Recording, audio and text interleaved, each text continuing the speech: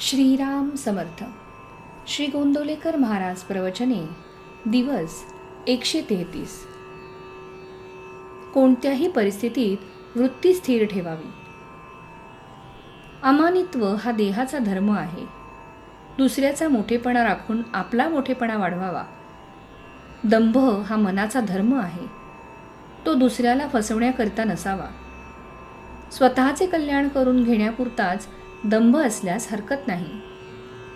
अहिंसा हा देहाचा आणि मनाचा धर्म आहे. अहिंसा ही हेतूवर अवलंबून असते.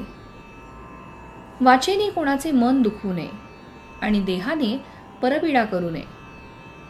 दुसऱ्याचे दोष सांगणे हे हीनपणाचे लक्षण आहे. लौकिकातला मोठेपणा एका जन्माचा घात करतो, पण दंभ आणि हिंसा अनेक जन्मांचा घात करतात. द्वेषामुळे हिंसा घडते, म्हणून आपण कोणाचाही द्वेष करू नये.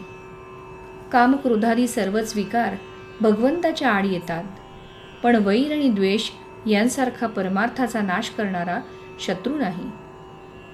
स्वार्थामुळे द्वेष घडतो. स्वार्थ जायला नामासारखे दुसरे साधन नाही.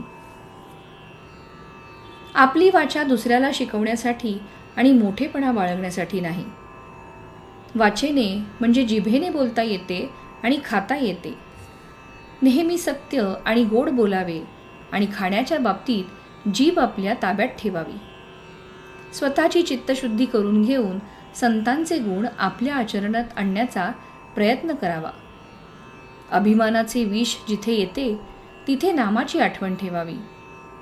हिरण्यकश्यपूच्या ठिकाणी देखील भगवंत नव्हता असे नाही, पण कुंपण फार वाढल्याने शेत दिसेनासे व्हावे तसे हिरण्यकश्यपूचे झाले. स्वतःच्या ठिकाणी भगवंत आहे हे हिरण्यकश्यपू अभिमानामुळे विसरला. त्यामुळे भगवंताला खांबात दिसावे लागले.